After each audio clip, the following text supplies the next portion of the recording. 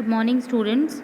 अपन आज जो टॉपिक पढ़ने वाले हैं वो प्रीवियस टॉपिक से को रिलेट करता हुआ है that why does the law of demand operates. कल अपन ने पढ़ा था कि लॉ ऑफ डिमांड क्या होता है प्लस उसका कर्व कैसा होता है। आज अपन देखते हैं that why the curve of demand curve is downward sloping to the right.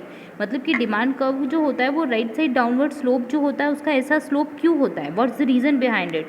तो first and foremost important reason is that the operation of law of DMU। We know कि लॉ ऑफ DMU क्या होता है, हमको ये तो पता ही है, हमने क्लास में लास्ट वीडियो में पढ़ाई था चैप्टर नंबर 2 के अंदर लास्ट चैप्टर में। तो लॉ ऑफ DMU क्या होता है, तो law of DMU shows the क्या, तो लॉ ऑफ DMU बोलता है डिमिनिशिंग मार्जिनल यूटिलिटी का कॉन्सेप्ट। क्या बताता है हमको, डिमिनिशिंग मार्जिनल यूटिलिटी, आपको ये तो पता है। तो ये लॉ ऑफ DMU का ऑपरेशन होता है, यही रीज़न है कि जो अपना जो कर्व है वो डाउनवर्ड स्लोपिंग होता है। एज वी नो कि law of DMU states that as we are going to consume more and more units of a commodity, our want या फिर our willingness to purchase that particular commodity goes on decreasing, और we can say कि our marginal utility what decrease। मतलब जैसे जैसे अपन consumption increase करेंगे, मतलब purchase करते जाएंगे प्रोडक्ट को, तो वैसे वैसे अपनी मार्जिनल यूटिलिटी क्या होती जाएगी, डिक्रीज। मतलब अपनी अंदर से विलिंगनेस क्या हो जाएगी कि अपन को कम परचेस करना है। तो दैट्स द रीज़न बिहाइंड कि हम एक प्रोडक्ट को परचेस करते हैं, फिर सेकेंड टाइम में कम परचेस करते हैं, फिर कम करते हैं, फिर कम करते हैं। That's the reason behind it कि यहाँ पे जो हमारा कर्व है वो डाउनवर्ड स्लोपिंग होता है, क्वांटिटी हमारी डिमांड करने की डिक्रीज हो जाती है। Next would be the substitution effect. तो सब्सटीट्यूशन इफेक्ट अपन को क्या बताता है भाई, तो सब्सटीट्यूशन इफेक्ट मतलब आप सोचो कि अगर हमारे पास कोई पर्टिकुलर प्रोडक्ट है उसका सब्सटीट्यूट अवेलेबल है, तो अगर कुछ भी प्रोडक्ट की प्राइस में चेंज होता है ना तो अपन दूसरे प्रोडक्ट को स्विच कर लेते हैं। जैसे हमने कल एग्जाम्पल देखा ही था, टी और कॉफ़ी का एग्जाम्पल, ठीक है। तो जैसे अगर हम बात करें कि टी के प्राइसेस में अगर कोई चेंज आता है, whether it would be increase और डिक्रीज, ठीक है, कुछ भी चेंज हो, तो हम ऑटोमेटिकली किसको स्विच कर लेंगे, कॉफ़ी को स्विच कर लेंगे, ठीक है। तो यही होता है substitution effect. We know that there are many types of product which have substitute, और कुछ गुड्स होते हैं जिनका सब्सटीट्यूट अवेलेबल नहीं होता। तो जिन गुड्स का सब्सटीट्यूशन अवेलेबल होता है उनके अंदर हम ये लॉजिक फॉलो कर सकते हैं। तो सब्सटीट्यूशन के कारण ही हमारी डिमांड क्या हो जाती है, इन्वर्स हो जाती है, सॉरी डिक्रीज हो जाती है। Next would be income effect. तो we know that income effect means if we have more income then we would spend more on a commodity. But इसको दूसरे तरीके से भी समझ सकते हो आप, कैसे, तो भाई जैसे ही आपकी इनकम इंक्रीज होगी तो आप क्या करोगे, अच्छी क्वालिटी के गुड्स परचेस करोगे। मतलब आप उस एक पर्टिकुलर क्वालिटी के प्रोडक्ट को छोड़ के आप दूसरे को स्विच कर जाओगे, तो ऑटोमेटिकली डिमांड इस प्रोडक्ट की क्या हो जाएगी, डिक्रीज हो जाएगी। येस और नो। जैसे पहले जस्ट अज्यूम कोई इंसान है, राम, उसके पास जॉब नहीं थी और वो साइकिल का यूज़ करता था, ठीक है। अब उसके पास क्या आ गई, जॉब आ गई, तो धीरे धीरे उसने सेव करना स्टार्ट किया और उसने बाइक खरीद ली। तो जल्दी से बताओ बाइक की डिमांड इंक्रीज हुई कि नहीं हुई। उसके साथ साथ उसकी साइमल्टेनियस उसकी भी डिमांड इंक्रीज हो गई, पेट्रोल की भी डिमांड इंक्रीज हो गई। तो जहाँ पे पहले डिमांड नहीं थी पेट्रोल की, वहाँ पेट्रोल की भी डिमांड होगी। तो आप सोचो कि जैसे जैसे इनकम बढ़ती है वैसे दूसरे प्रोडक्ट की प्राइस डिमांड भी चेंज हो जाती है। Next would be the effect of entry of some new buyers और exit of some existing buyer. मतलब जैसे अभी हमने बोला कि यहाँ पे हम बात कर सकते हैं, क्या होता था पहले, आप इसी एग्जांपल को रिलेट करो कि राम ही की बात कर रहे हो, राम पहले बाइसिकल के बारे में बात कर रहे थे और राम की फिर बाद में अपन ने बाइक के बारे में बात की। तो आप देखो कि नए बायर की एंट्री हो गई कि नहीं हो गई बाइक के मार्केट में, डेफिनेटली हमारा एक बायर बढ़ गया। दूसरा, हमारी जो साइकिल का मार्केट था उसके अंदर से एक बायर रिड्यूस हो गया। तो there may be the chances where the existing buyer may be reduced, या फिर एग्जिस्टिंग बायर रिमूव हो जाता है, या ये बोल सकते हैं कि कोई न्यू बायर की भी एंट्री हो जाती है, ठीक है। जैसे पहले सैनिटाइज़र की इतनी डिमांड नहीं होती थी, यस और नो, बट अब ऐसी कंडीशन हो गई है कि सैनिटाइज़र की डिमांड आ रही है। मतलब हमारे पास नए बायर्स आते जा रहे हैं। पहले भी मास्क बनते थे, पहले भी सैनिटाइज़र बनते थे, पहले भी PPE किट बनते थे, सब कुछ होता था, पर पहले उनकी उस लेवल में डिमांड नहीं थी। But just because new buyers are going to attract for any type of reason, may be for safety purpose और एनी रीज़न, ठीक है, हमारे पास क्या आते जा रहे हैं, नए बायर्स आते जा रहे हैं, ठीक है। That's the reason behind it कि हमारा जो कर्व होता है वो डाउनवर्ड स्लोपिंग होता है। अब अपन नेक्स्ट टॉपिक पढ़ते बेटा। तो नेक्स्ट टॉपिक जो है वो exceptions of the law of demand है। क्या है, exceptions of the law of demand. मतलब कि हमारा ये जो लॉ ऑफ डिमांड है इसका कुछ एक्सेप्शनल केस भी होता है। तो एक्सेप्शनल केस मतलब ये होता है कि जहाँ जहाँ पे लॉ ऑफ डिमांड इम्प्लीमेंट नहीं होगा। एक्सेप्शन आपको पता है, exception means the case where that particular condition would not be follow या that particular situation would not be follow. तो one is necessaries of life. ठीक है, नेसेसरीज ऑफ लाइफ मतलब कि अगर ऐसा कोई प्रोडक्ट है जो हमारे लिए नेसेसिटी बन गया है, ज़रूरत बन गया है, तो हम उसको क्या करेंगे, उसका वेट थोड़ी ना करेंगे कि प्राइस डिक्रीज हो।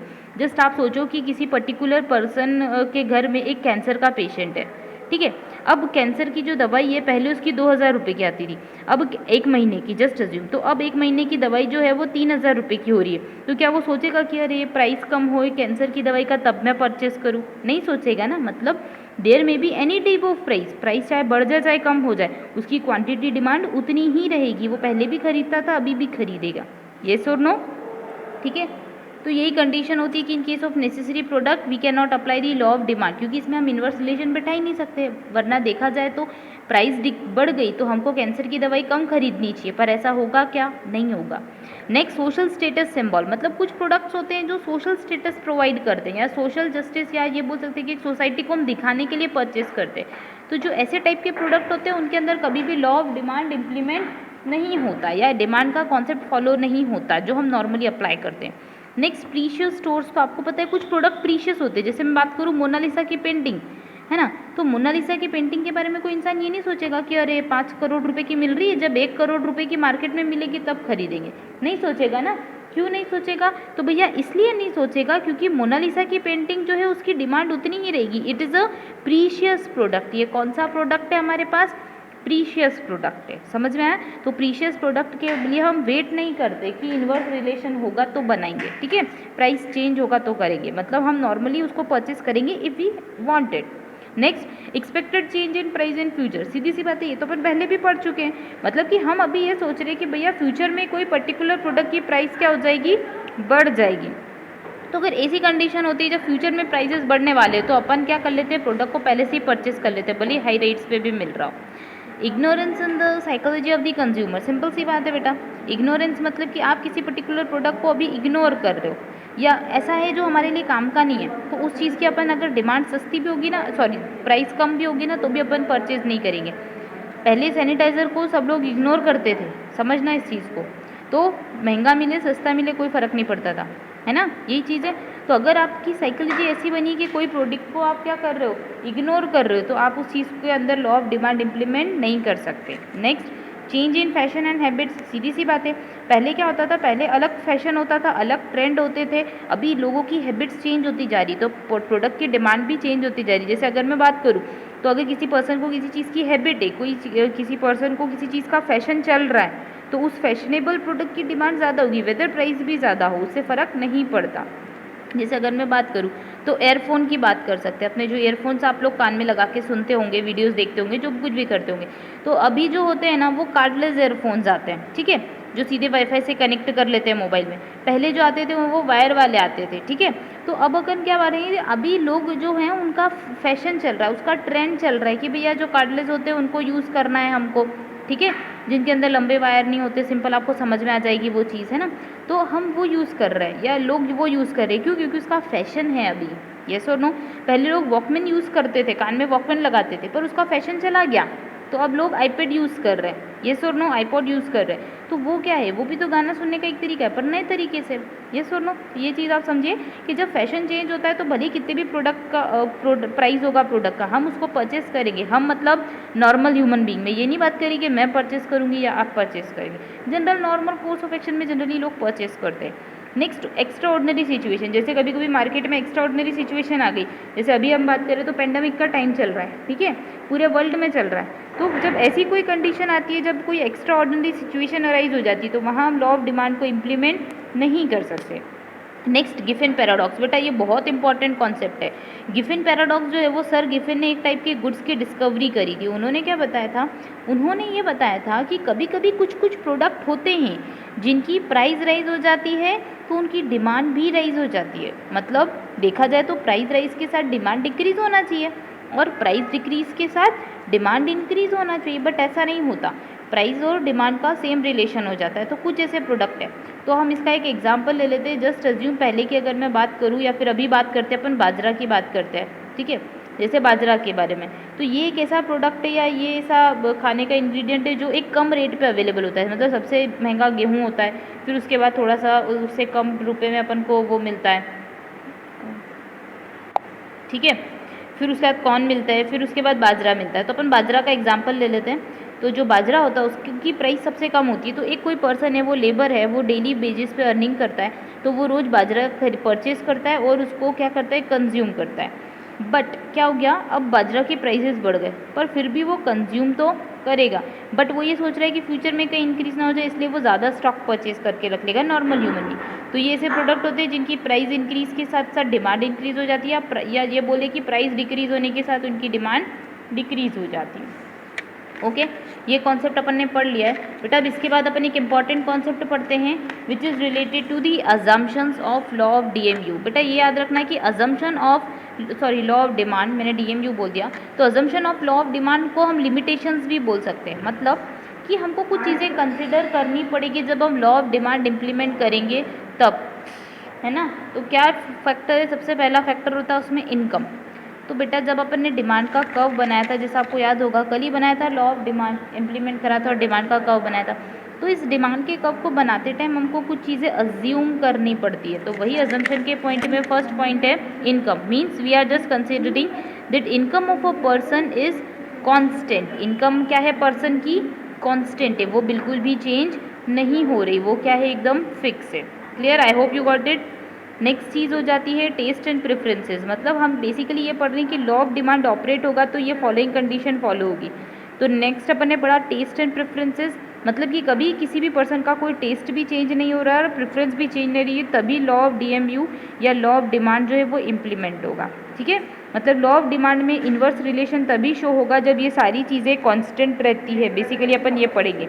Next, price of related goods. तो प्राइस ऑफ रिलेटेड गुड्स हमको ये बताता है कि जो भी पर्टिकुलर प्रोडक्ट है हमने परचेज किया है, या जो भी पर्टिकुलर प्रोडक्ट की प्राइस है रिलेटेड गुड्स की, मतलब वेदर इट्स कॉम्प्लीमेंट्री और वेदर इट्स सब्सटीट्यूट गुड्स, इससे हमको फ़र्क नहीं पड़ता, इनकी प्राइजेस भी क्या है, कांस्टेंट, तभी डिमांड कर्व डाउनवर्ड स्लोपिंग होगा, otherwise demand curve downward sloping नहीं होगा।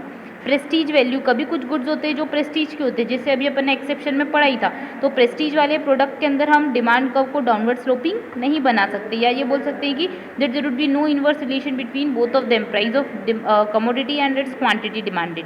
Next, expectation of future changes. Means if you are considering that future में कोई पर्टिकुलर प्रोडक्ट की प्राइस चेंज हो जाएगी, तो in that particular case law of demand would not applicable, और we can say कि लॉ ऑफ डिमांड में inverse relation show नहीं होगा। Next, size and composition of population. Just we are talking about the composition of population. हमारी population अगर ज़्यादा है, ठीक है, तो हम या फिर ये बात कर सकते हैं कि हमारा जो पॉपुलेशन है वो नॉर्मल केस ऑफ एक्शन के अंदर ये कंडीशंस फॉलो कर रहे हैं, तभी लॉ ऑफ डिमांड हमारा जो है वो इन्वर्स बनेगा। बेटा बेसिकली ये जो पॉइंट्स थे वो इसके बारे में बता रहे थे कि आपका जो लॉ ऑफ डिमांड है वो ऑपरेट होगा, प्लस आपका रिलेशन जो होगा वो इन्वर्स होगा।